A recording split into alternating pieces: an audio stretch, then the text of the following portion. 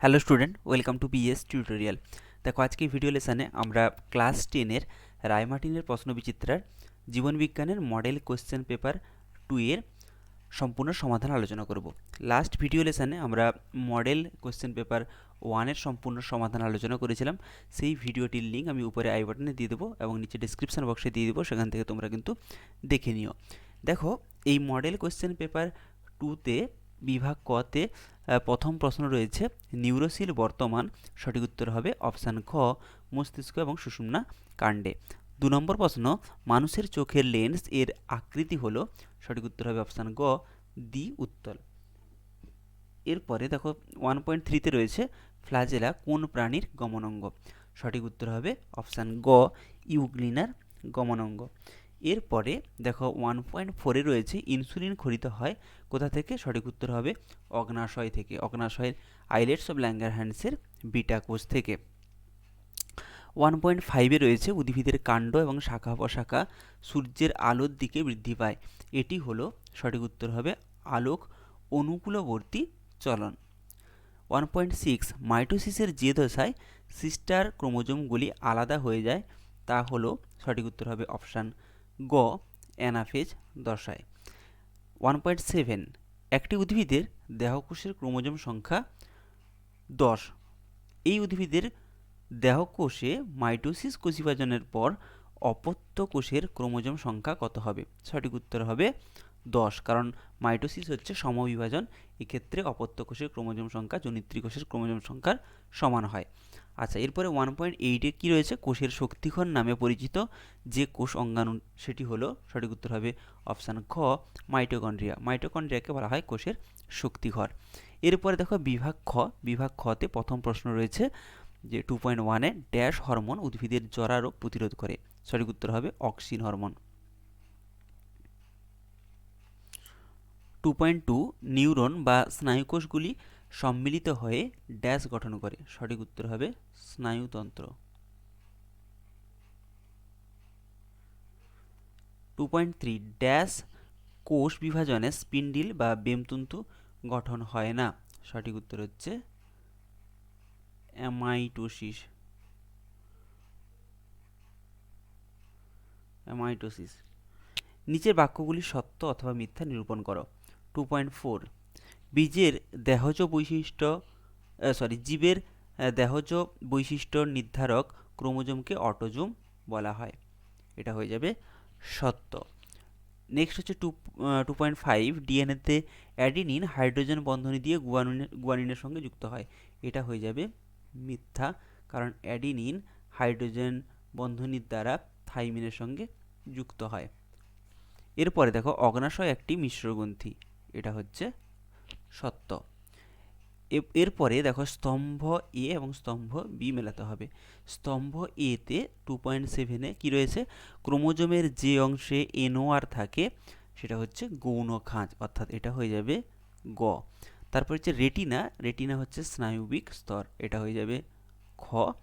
এরপরে হচ্ছে অস্থিসন্ধি, অস্থিসন্ধি লিগামেন্ট দ্বারা সৃষ্টি হয়, অর্থাৎ দুটি অস্থি লিগামেন্ট দ্বারা যুক্ত হয়, এটা হয়ে যাবে ক। এরপরে একটি বাক্যে, একটি শব্দে বা একটি বাক্যে উত্তর দাও। 2.10-এ কি রয়েছে, একটি পরিণত প্রাণীকোষের নাম লেখো যাদের বিভাজন হয় না। এটা হবে কি না, স্নায়ুকোষ। স্নায়ুকোষ। এরপরে 2.11-এ কি রয়েছে, নিচের 4টি বিষয়ের মধ্যে 3টি একটি বিষয়ের অন্তর্গত, সেই বিষয়টি খুঁজে বের করতে হবে। দেখো এখানে কি কি রয়েছে, করোটিয় স্নায়ু, অডিটরি স্নায়ু, ভেগাস স্নায়ু, অপটিক স্নায়ু। এই যে 3 প্রকার স্নায়ু রয়েছে, অডিটরি, ভেগাস এবং অপটিক, এগুলো কিন্তু করোটিয় স্নায়ু, তার মানে সঠিক উত্তর হবে করোটিয় স্নায়ু। এরপরে বিভাগ গ, বিভাগ গতে 2 নম্বরের প্রশ্নগুলো রয়েছে। প্রথম প্রশ্ন, ব্লাইন্ড স্পট মানে হচ্ছে অন্ধবিন্দু এবং ইয়েলো স্পট মানে পিতবিন্দু, এদের পার্থক্য লিখতে হবে। দেখো অন্ধবিন্দু এবং পিতবিন্দুর পার্থক্য, প্রথম হচ্ছে অবস্থানগত পার্থক্য। অন্ধবিন্দু রেটিনা ও অপটিক স্নায়ুর সংযোগস্থলে অবস্থান করে, আর পিতবিন্দু তারারন্ধ্রের ঠিক বিপরীতে রেটিনার যে অল্প অবতল অংশে আলোক রশ্মি সবচেয়ে বেশি কেন্দ্রীভূত হয় সেখানেই কিন্তু পীতবিন্দু অবস্থিত। বর্ণ অন্ধবিন্দু বর্ণহীন, কিন্তু পীতবিন্দু পীত বর্ণের হয়। 3 নম্বর, রড কোষ এবং কোন কোষ অন্ধবিন্দুতে অনুপস্থিত থাকে, আর পীতবিন্দুতে কেবলমাত্র কোন কোষ থাকে। আর প্রতিবিম্ব অন্ধবিন্দুতে প্রতিবিম্ব গঠিত হয় না, পীতবিন্দুতে সবচেয়ে সুস্পষ্ট প্রতিবিম্ব গঠিত হয়। এর পরের প্রশ্ন দেখো, কাইনিনের দুটি কাজ, অর্থাৎ সাইটোকাইনিনের দুটি কাজ লিখতে হবে। সাইটোকাইনিনের কাজ কি দেখো, প্রথম হচ্ছে সাইটোকাইনিন সাইটোপ্লাজমের বিভাজন বা সাইটোকাইনেসিস প্রক্রিয়াকে ত্বরান্বিত করে। এছাড়া ডিএনএ সংশ্লেষের মাধ্যমে মাইটোসিসের হারকে বৃদ্ধি করে। আর একটা কাজ লিখবে, পার্শ্বীয় মুকুলের বৃদ্ধি। সাইটোকাইনিন পার্শ্বীয় কাক্ষিক মুকুলের বৃদ্ধিকে ত্বরান্বিত করে এবং সাইটোকাইনিনের উপস্থিতিতে জল ও খনিজ পদার্থের পর্যাপ্ত সরবরাহ ঘটলে অগ্রমুকুলের উপস্থিতিতেও পার্শ্বীয় মুকুলের বৃদ্ধি ঘটে। এরপরে দেখো 3 নম্বর পয়েন্ট যেটা তোমরা করবে সেটা হচ্ছে বার্ধক্য বিলম্বিত করা।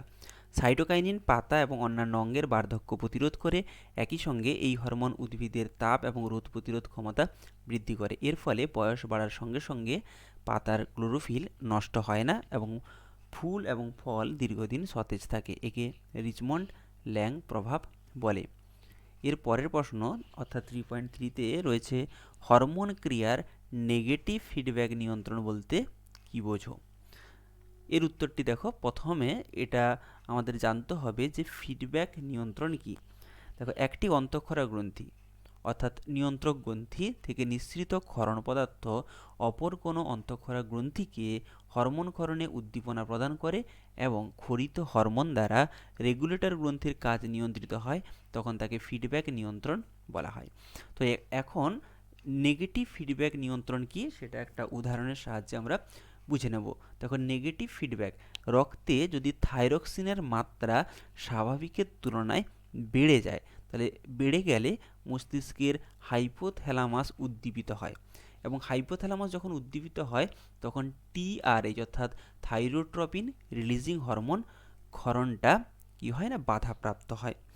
এর ফলে পিটুইটারির অগ্রখণ্ড থেকে থাইরয়েড স্টিমুলেটিং হরমোন ক্ষরণ কমে যায়। এটি একটি নেগেটিভ ফিডব্যাক পদ্ধতি এবং যা রক্তে থাইরক্সিনের মাত্রাকে কি করে না, নিয়ন্ত্রণ করে। সঙ্গে এই শব্দ ছকটি তোমরা লিখবে। রক্তে থাইরক্সিনের মাত্রা বৃদ্ধি, এর ফলে একটি নেগেটিভ ফিডব্যাক যায়, ফলে হাইপোথ্যালামাস উদ্দীপিত হয় এবং টিআরএইচের ক্ষরণটা হ্রাস পায় এবং এর ফলে এই নেগেটিভ ফিডব্যাকটা যাওয়ার ফলে পিটুইটারির অগ্রখণ্ড থেকে থাইরয়েড স্টিমুলেটিং হরমোন ক্ষরণটাও হ্রাস পেয়ে যায়, ফলে থাইরয়েড গ্রন্থি কম উদ্দীপিত হয় এবং থাইরক্সিনের ক্ষরণ কম হয় ও রক্তে থাইরক্সিনের মাত্রা কিন্তু নিয়ন্ত্রিত হয় এইভাবে। নেক্সট কি রয়েছে দেখো, এর পরের প্রশ্ন 3.4, উদ্ভিদের আলোক বৃত্তি বা ফটোট্রপিক চলন কাকে বলে? দেখো, ফটোট্রপিক চলন কাকে বলে? এর উত্তরটা কি হবে, উদ্ভিদ অঙ্গের চলন যখন আলোক উৎসের দিকে বা আলোক উৎসের গতিপথ অনুসারে হয় তখন তাকে ফটোট্রপিক চলন বা আলোকবৃত্তি চলন বলে। উদ্ভিদের বিটপ অংশে এই আলোক রশ্মির সঙ্গে সমান্তরালভাবে অগ্রসর হয় বলে এটাকে বলা হয় আলোক অনুকূলবর্তী চলন। আবার অপরপক্ষে উদ্ভিদের মূল আলোক উৎসের বিপরীত দিকে হয়, বৃদ্ধি পায়, ফলে একে বলা হয় আলোক প্রতিকূলবর্তী চলন। উদাহরণ হচ্ছে, এর উদাহরণ একটা দেবে, উদাহরণ লিখবে, উদ্ভিদের বিটপ অংশে বিশেষ করে কাণ্ড, শাখা প্রশাখা, পাতা প্রভৃতি আলোর দিকে বর্ধিত হয়। এর পরের প্রশ্ন, মিওসিস কোষবিভাজনকে কেন হ্রাস বিভাজন বলা হয়? দেখো, মিওসিস কোষবিভাজনকে হ্রাস বিভাজন বলা হয়, এর কারণটা হচ্ছে মিওসিস কোষবিভাজনের ডিপ্লয়েড মাতৃকোষের ক্রোমোজোম একবার মাত্র, কিন্তু নিউক্লিয়াস ও সাইটোপ্লাজম দুবার বিভাজিত হওয়ায় মাতৃকোষের অর্ধেক সংখ্যক ক্রোমোজোমযুক্ত 4টি হ্যাপ্লয়েড অপত্য কোষ সৃষ্টি হয়। এজন্য মিওসিসকে হ্রাস বিভাজন বলা হয়। এবং সঙ্গে এই যে ডায়াগ্রামটা আছে এই ডায়াগ্রামটা অবশ্যই তোমরা দেবে। এখানে দেখো একটি জনন মাতৃকোষ, এটা প্রথমবার বিভাজিত হয়, ফলে অর্ধেক সংখ্যক ক্রোমোজোম বিশিষ্ট দুটো অপত্য সৃষ্টি করে। এরপরে এই অপত্যগুলো আবার বিভাজিত হয়ে দুটি অপত্য সৃষ্টি হয়, দুটি করে অপত্য সৃষ্টি হয়, অর্থাৎ মোট 4টি অপত্য সৃষ্টি হয় এবং প্রত্যেকের ক্রোমোজোম সংখ্যা হচ্ছে অর্ধেক হয়ে যায়। এবং প্রথমবার ক্রোমোজোম সংখ্যা অর্ধেক হয়ে যায় এবং দ্বিতীয়বার ক্রোমোজোম সংখ্যা যেহেতু সমান থাকে, তাই প্রথমটাকে হ্রাস বিভাজন এবং দ্বিতীয়টাকে সমবিভাজন বলা হয়। অর্থাৎ শেষে কিন্তু আমরা 4টি অপত্য পাচ্ছি। এই 4টি অপত্যের ক্রোমোজোম সংখ্যা জনিত্রী কোষের ক্রোমোজোম সংখ্যার অর্ধেক হয়, তাই এটাকে বলা হয় হ্রাস বিভাজন। এরপরে 3.6 ক্রসিং ওভারের ফলে কিভাবে জীবে নতুন বৈশিষ্ট্যের সৃষ্টি হয়। দেখো এর উত্তরটা কী হবে। দেখো মিওসিস বিভাজনের সময় প্রথম প্রোফেজ দশার প্যাকাইটিন উপদশায় ক্রসিং ওভার ঘটে, ফলে ক্রোমোজোমের জিনগুলির পুনঃসংযুক্তি ও পুনর্বিন্যাস ঘটে। এর ফলে অপত্য কোষে জনিত্রী কোষ ভিন্ন নতুন বৈশিষ্ট্যের আবির্ভাব ঘটে। এরপরে দেখো বিভাগ ঘ। বিভাগ ঘতে 4.1-এ প্রথমে কি রয়েছে, চিত্র রয়েছে। উদ্ভিদ কোষের সাইটোকাইনেসিসের ছবি আঁকো এবং নিম্নলিখিত অংশগুলি চিহ্নিত করো। কি কি অংশ চিহ্নিত করতে হবে? প্রথম হচ্ছে অপত্য নিউক্লিয়াস, 2 নম্বর হচ্ছে ফ্র্যাগমোপ্লাস্ট, 3 নম্বর হচ্ছে কোষপাত এবং 4 নম্বর হচ্ছে কোষ প্রাচীর। তো এখানে দেখো উত্তরটি আছে, ছবি তোমরা আঁকবে এবং ছবি যখন আঁকবে ওই পেজের চারিদিকে বর্ডার দেবে এবং এখানে দেখো যেহেতু বই থেকে ছবি তুলেছি তার জন্য পয়েন্টিংগুলো যেদিক সেদিকে দেওয়া আছে, কিন্তু তোমরা যে কোনো একদিকে পয়েন্টিং করবে এবং ছবিগুলো উপর নিচে আঁকবে। তো দেখো এখানে কি রয়েছে, ফ্র্যাগমোপ্লাস্ট। ফ্র্যাগমোপ্লাস্ট খতে ছিল, তাই ফ্র্যাগমোপ্লাস্ট অবশ্যই কাছে খ লিখবে। তারপরে এখানে রয়েছে কি, অপত্য নিউক্লিয়াস, তার মানে অপত্য নিউক্লিয়াস যেটা আছে তার কাছে ক লিখবে, দাগ নাম্বার অবশ্যই দেবে এখানে। এবং তারপরে কি রয়েছে, কোষপাত এবং কোষ প্রাচীর, তাহলে কোষপাত এটা হচ্ছে গ আর কোষ প্রাচীর হচ্ছে ঘ, বা এখানে দিতে পারো, এখানে দেবে ঘ। এরপরে দেখো কি রয়েছে, এর অথবাতে মানব চক্ষুর লম্বচ্ছেদ পরিচ্ছন্ন চিত্র অঙ্কন করে নিম্নলিখিত অংশগুলি চিহ্নিত করো। রেটিনা, লেন্স, তারপরে তারারন্ধ্র, অপটিক স্নায়ু। এর ছবিটাও তোমরা একটু দেখে নাও।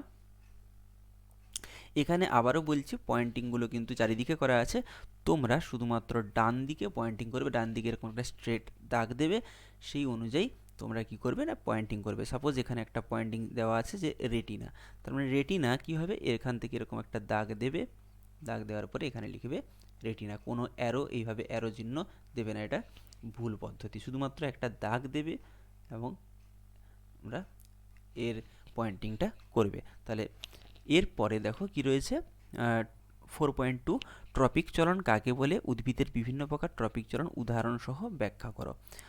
তো এর উত্তরটা দেখো, ট্রপিক চলন কাকে বলে। ট্রপিক চলন কাকে বলে, উদ্ভিদ অঙ্গের চলন যখন উদ্দীপকের উৎসের গতিপথ অনুসারে হয় তখন তাকে ট্রপিক চলন বলে। ট্রপিক চলন 3 প্রকার, একটা হচ্ছে ফটোট্রপিক চলন, আরেকটি হচ্ছে জিওট্রপিক চলন এবং আরেকটি হচ্ছে হাইড্রোট্রপিক চলন। তো প্রথম যে ট্রপিক চলনটি আছে সেটা হচ্ছে ফটোট্রপিক চলন। উদ্ভিদ অঙ্গের চলন যখন আলোক উৎসের দিক বা আলোক উৎসের গতিপথ অনুসারে হয় তখন তাকে বলা হয় ফটোট্রপিক চলন বা আলোকবৃত্তি চলন। এখানে ছবিটা দেওয়ার দরকার নেই। দেখো আলোকবৃত্তি চলনের এখানে কি লেখা আছে, উদ্ভিদের বিটপ অংশ আলোক রশ্মির সঙ্গে সমান্তরালভাবে অগ্রসর হয়, তাই উদ্ভিদের বিটপকে আলোক অনুকূলবর্তী চলন বলা হয়। অপরপক্ষে মূল আলোক উৎসের বিপরীত দিকে বৃদ্ধি পায়, এটা হচ্ছে আলোক প্রতিকূলবর্তী চলন। উদাহরণ কি লিখবে, উদ্ভিদের বিটপের আলোর দিকে অগ্রসর হওয়া এই প্রকার চলনের উদাহরণ। এরপরে দেখো জিওট্রপিক চলন। জিওট্রপিক চলন কি, উদ্ভিদ অঙ্গের চলন যখন অভিকর্ষের গতিপথ অনুসারে হয় তখন তাকে বলা হয় কি জিওট্রপিক চলন বা অভিকর্ষ বৃত্তীয় চলন। উদাহরণ কি না, উদ্ভিদের মূলের অভিকর্ষের টানে পৃথিবীর ভরকেন্দ্রের দিকে চলন হচ্ছে জিওট্রপিক চলনের উদাহরণ। উদ্ভিদের মূলের চলন অভিকর্ষের দিকে হয়, মূলের চলন হচ্ছে অভিকর্ষজ অনুকূলবর্তী চলন, এবং কাণ্ডের চলন অভিকর্ষের বিপরীত দিকে হয়, কাণ্ডের চলন হচ্ছে অভিকর্ষ প্রতিকূলবর্তী চলন। এরপরে 3 নম্বর যে চলনটা রয়েছে সেটা হচ্ছে হাইড্রোট্রপিক চলন। উদ্ভিদ অঙ্গের চলন যখন জলের উৎসের গতিপথ অনুসারে হয় তখন সেই প্রকার চলনকে বলা হয় হাইড্রোট্রপিক চলন বা জলবৃত্তি চলন। ছবি আঁকার দরকার নেই। উদাহরণটা দেবে, উদ্ভিদের মূলের জলের উৎসের দিকে গমন এই প্রকার চলনের উদাহরণ। উদ্ভিদের মূল জলের উৎসের দিকে বৃদ্ধি পাওয়ায় উদ্ভিদের মূলের চলন হচ্ছে জল অনুকূলবর্তী, আর কাণ্ড জলের উৎসের বিপরীত দিকে যায়, তাই একে বলা হয় জল প্রতিকূলবর্তী চলন। তো এরপরে দেখো নেক্সট প্রশ্ন কি রয়েছে, এর অথবাতে রয়েছে গুরু মস্তিষ্ক এবং লঘু মস্তিষ্কের যোজকদ্বয়ের নাম লেখো। তো গুরু মস্তিষ্কের যোজকের নাম কি? গুরু মস্তিষ্কের গোলার্ধদ্বয়ের যোজকের নাম হচ্ছে কর্পাস ক্যালোসাম। Corpus callosum. আর লঘু মস্তিষ্কের যোজকের নাম হচ্ছে, স্নায়ু যোজকের নাম হচ্ছে ভার্মিজ। ভার্মিজ। এরপরে দেখো এর সেকেন্ড পার্ট আছে, মানবদেহে শর্করা নিয়ন্ত্রণে ইনসুলিন এবং গ্লুকাগনের ভূমিকা লেখো। তো শর্করা নিয়ন্ত্রণে ইনসুলিনের ভূমিকা, এর উত্তরটা দেখে নাও। শর্করা নিয়ন্ত্রণে ইনসুলিনের হরমোনের ভূমিকা, 1 নম্বর পয়েন্ট লিখবে, রক্তে গ্লুকোজের স্বাভাবিক মাত্রা হচ্ছে 80 থেকে 120 মিলিগ্রাম প্রতি ml রক্তে। এই রক্তে গ্লুকোজের মাত্রা স্বাভাবিকের তুলনায় বৃদ্ধি পেলে আইলেটস অফ ল্যাঙ্গারহ্যান্সের বিটা কোষ উদ্দীপিত হয় এবং অধিক পরিমাণ ইনসুলিন ক্ষরণ করে। 2 নম্বর পয়েন্ট, ইনসুলিন কলাকোষের ভেদ্যতা বাড়িয়ে রক্ত থেকে গ্লুকোজের অপসারণ ঘটায় এবং হেক্সোকাইনেজ উৎসেচকের সক্রিয়তাকে বৃদ্ধি করে কলাকোষে গ্লুকোজের জারণ ত্বরান্বিত করে। 3 নম্বর পয়েন্ট, প্রধানত যকৃৎ এবং পেশিকোষে ইনসুলিন গ্লাইকোজেন সিনথেটেজ উৎসেচকের সক্রিয়তাকে বৃদ্ধি করে, ফলে গ্লাইকোজেনেসিস ত্বরান্বিত হয়। আর ইনসুলিন যকৃতে ফসফোরাইলেজ উৎসেচকের সক্রিয়তাকে হ্রাস করে, ফলে গ্লাইকোজেনোলাইসিস বাধাপ্রাপ্ত হয় এবং গ্লুকোজ সংশ্লেষ বাধা ঘটে। অর্থাৎ সামগ্রিকভাবে ইনসুলিন রক্তে শর্করা এবং গ্লুকোজের পরিমাণ হ্রাস করে এবং স্বাভাবিক মাত্রা বজায় রাখে।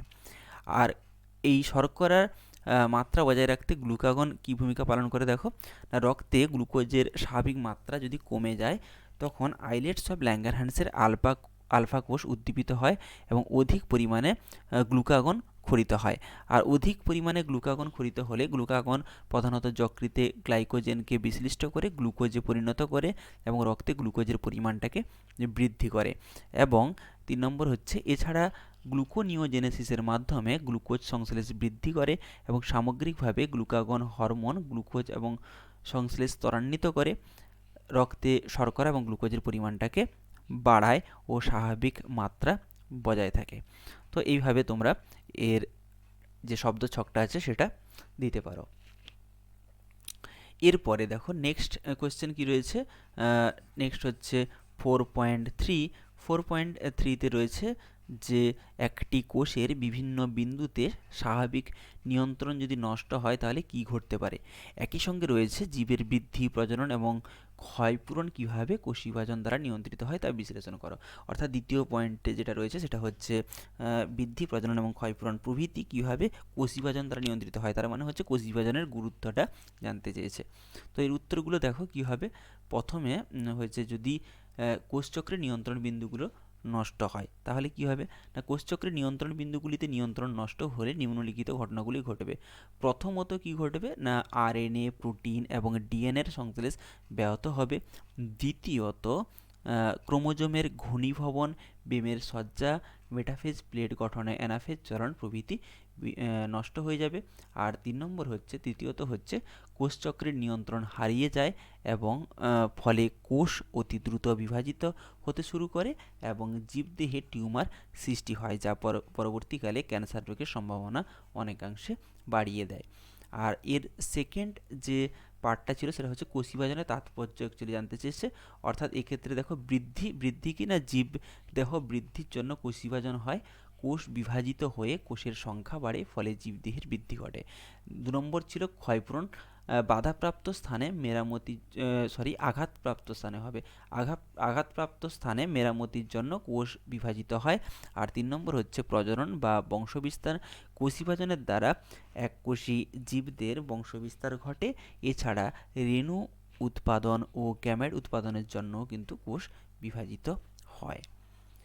এরপরে দেখো এর অথবাতে রয়েছে ক্রোমোজোম, ডিএনএ এবং জিনের আন্তঃসম্পর্ক ব্যাখ্যা করো। তো এর উত্তরটা দেখো কি হবে ক্রোমোজোম জিন এবং ডিএনএর মধ্যে আন্তঃসম্পর্ক। দেখো কোষের নিউক্লিয়াসের মধ্যে থাকা সরু সূত্রাকার জালকের মতো অংশ হলো ক্রোমাটিন জালিকা। প্রকৃতপক্ষে এই ক্রোমাটিন জালিকা হলো নিউক্লিক অ্যাসিড, প্রধানত ডিএনএ। এই ডিএনএর একটি নির্দিষ্ট অংশ জীবদেহের বংশগত বৈশিষ্ট্য নিয়ন্ত্রণ করলে তাকে জিন বলে, অর্থাৎ জিন হলো ডিএনএর একটি অংশ। কোষ বিভাজনের সময় এই ক্রোমাটিন জালিকা অর্থাৎ ডিএনএ হিস্টোন বা ক্ষারীয় এবং নন হিস্টোন বা অক্ষারীয় প্রোটিনের সাহায্যে নির্দিষ্ট রীতিতে পেঁচিয়ে যে বিশেষ গঠন সৃষ্টি করে তা হলো ক্রোমোজোম। অর্থাৎ এর শব্দছকটা কী হবে না জিন। জিন হচ্ছে ডিএনএর একটা নির্দিষ্ট অংশ, আর ডিএনএ ক্রোমাটিন জালিকার থেকে সৃষ্টি হয়, আর এই ক্রোমাটিন জালিকা কি সৃষ্টি করে না ক্রোমোজোম সৃষ্টি করে। তো এই হচ্ছে ক্রোমোজোম, জিন এবং ডিএনএর মধ্যে আন্তঃসম্পর্ক।